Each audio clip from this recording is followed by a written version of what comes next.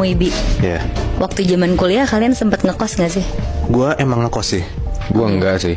Nah lo nih Mui, Ya. lo pernah gak pas di kosan lo itu diikutin sosok secara intens? Gua nggak pernah diikutin walaupun kosan gua angker ya. Tapi alhamdulillahnya nggak pernah sampai kemana-mana gitu loh kejadian horornya.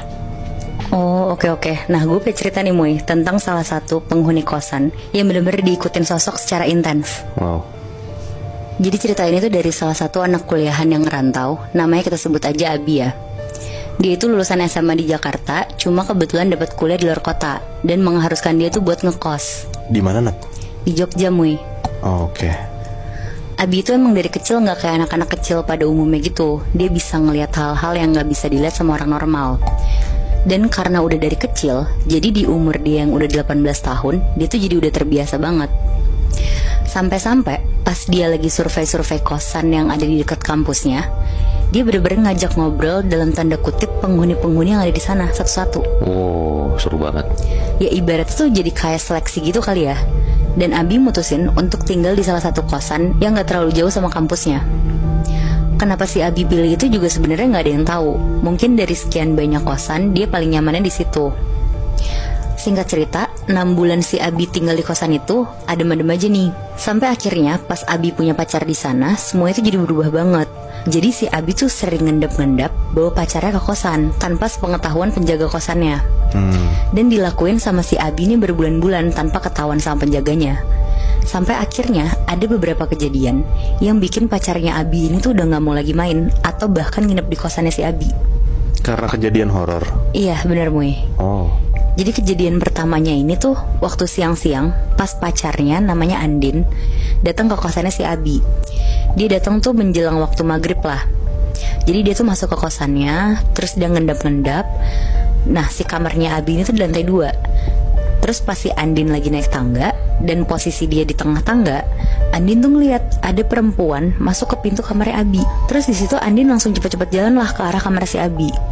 Pas Andin udah sampai depan kamar si Abi, di situ dia deg-degan banget karena ya kayak ngelihat Abi dan perempuan lain ada di kamar kosannya kan.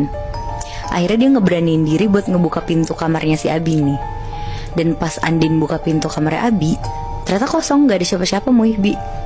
Di situ Andin bingung kan. Akhirnya dia masuk lah, ngecek ke kamar mandi yang di dalam kamar si Abi, juga gak ada siapa-siapa. Terus akhirnya dia duduk lah di atas tempat tidur si Abi. Dan pas baru aja mau nelfon Abi, si Abi langsung masuk kamar kosan dan bilang kalau dia tuh abis dari depan beli makanan buat mereka berdua.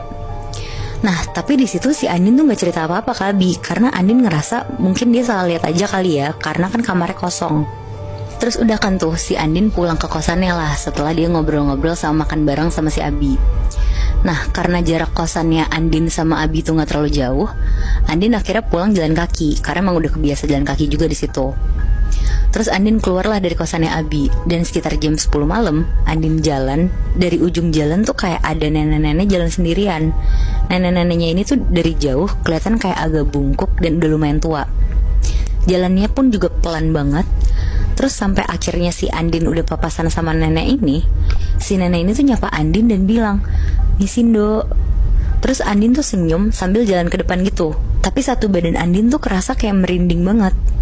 Di situ Andin langsung nengok tuh ke belakang. Dan pas dia lihat ke belakang, ternyata nenek-nenek yang tadi nyapa Andin tuh udah gak ada. Jalannya kosong. Oh.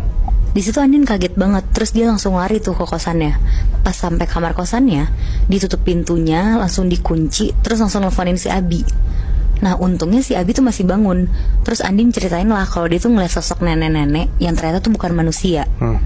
Di situ Abi nyoba nenangin Andin dan bilang kalau si nenek itu tuh baik, cuma mau kenalan aja sama si Andin. Oh, si Abi ini tahu. Tahu. Oh shit. Nah di situ si Andin juga tahu nih kalau si Abi tuh emang anak indigo dari kecil. Dan karena Andin udah tahu itu, jadi dia lumayan tenang lah. Dia nutup teleponnya Abi, dia bersih-bersih dan langsung mau tidur tuh karena besok ada kelas pagi. Pas Andin baru banget mau tidur, udah matiin lampu dan lain-lain, tiba-tiba si Andin tuh denger ada suara ketokan pintu dari kamar kosannya. Langsung bangun tuh si Andin. Pas Andin bukain pintunya, ternyata itu nenek-nenek yang tadi Muibi Lah, yang nyapa si Andin di jalan. Tapi kali ini posisi nenek-nenek ini tuh nunduk Sama oh iya pakaiannya tuh kayak kebaya zaman dulu gitu. Heeh. Di situ Andin tuh sambil gemeteran nutup pintu kamar kosannya dan langsung lah dia masuk ke dalam selimut sambil nelfonin si Abi. Tapi karena itu di jam 12-an, Abi udah gak ngangkat telepon si Andin tuh. Akhirnya Andin maksain untuk tidur di dalam selimut sampai akhirnya dia tuh ketiduran. Terus pas Andin lagi tidur Muibi, dia tuh mimpi kayak lagi dielus-elus kepalanya sama nenek tadi. Ya. Sampai dia tuh kebangun, dan pas dia kebangun, bener aja kepalanya si Andin tuh lagi dielus-elus sama nenek itu. Wah anjir. Berarti dilus beneran itu? Dielus beneran Wi. Anjing. Terus karena Andin takut banget, akhirnya dia meremin aja tuh. Dia meremin, dia pura-pura tidur. Tapi lama-lama elusan tangannya yang awalnya pakai jari, lama-lama tuh kerasa kayak pakai kuku yang panjang banget, sampai kepalanya dia tuh sakit. Tapi ditahan tuh sama si Andin. Ditahan, lama-lama tuh kayak ada air yang jatuh ke jidatnya dia. Airnya tuh kayak kental dan agak bau gitu. Ih. Nah karena dia udah gak tahan banget, akhirnya dia bangun lah. Tapi bangunnya tuh yang langsung berdiri gitu loh. Dan dalam kegelapan si Andin ngeliat nenek itu tuh duduk di atas kasurnya si Andin sambil mulutnya kebuka dan air liurnya tuh netes-netes gitu. Wah gila serem banget. Ih. Andin langsung keluar dari kamar kosannya dia lari terus duduk di ruang tamu kosannya. Terus diem-diem saking takutnya si Andin jalanlah ke kosannya si Abi. Dia sambil lari-lari, terus dia ngendep-ngendep nih kayak biasa masuk ke kosannya si Abi dan langsung masuk ke kamarnya si Abi. Nah untung banget di momen itu si Abi tuh lagi ngunci pintu kamarnya. Akhirnya Andin langsung tiduran di sebelah Abi. Terus Abi tuh kayak kebangun gitu tapi tidur lagi. Jadi si Abi nih sadar lah ada si Andin di sebelahnya. Andin langsung meluk Abi dari belakang dan langsung berusaha buat tidur lah. Nah si Andin tuh akhirnya bisa tidur sekitar jam 3 pagi. Dan pas dia udah setengah tidur, Andin tuh ngedenger ada suara air yang jatuh ke lantai dari dalam kamar mandinya si Abi. Kayak suara orang mandi pakai gayung gitu loh. Nah ngedengar itu si Andin tuh kebangun dan dengan sadar dia jalanlah ke arah kamar mandinya si Abi. Tapi si Abi ini gak kebangun? Gak kebangun sama sekali Moy. Oh. Terus Andin langsung ngebuka tuh pintu kamar mandinya si Abi. Dan pas dibuka, si Andin tuh ngeliat Moibi, ada sosok nenek yang tadi ngikutin si Andin lagi ngambil air pakai gayung dari dalam bak mandinya si Abi. Ih. Terus airnya tuh kayak dibuang-buang ke lantai gitu. Nah ngeliat itu si Andin langsung teriak kenceng banget kan sampai si Abi tuh jadi kebangun. Dan Andin langsung jatuh lah di lantai. Di situ Abi tuh langsung ngangkat si Andin ke tempat tidur, terus nenangin si Andin lah. Nah gak lama si Abi langsung kayak masuk ke kamar mandinya dia. Dan pas masuk kamar mandinya dia, kayak ada kali 15 menitan dia di dalam situ. Terus dia tuh keluar.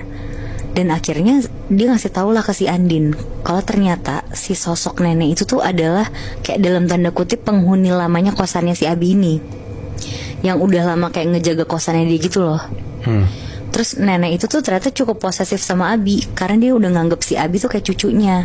Oh. Jadi itulah alasan kenapa si Abi tuh pengennya ngekosnya di situ karena udah ketemu sama si sosok nenek ini. Tapi si Abi tuh nggak tahu kalau misalkan sosok ini tuh ternyata jadi posesif karena si Abi kan suka ngebawa cewek nginep gitu kan. Iya. Nah, mungkin si neneknya tuh nggak suka gara-gara itu. Mungkin sebenarnya niatnya baik ya Bi ya. Iya sih. Kayak ngasih tahu biar lo jangan berbuat semena-mena di kosan ini gitu loh.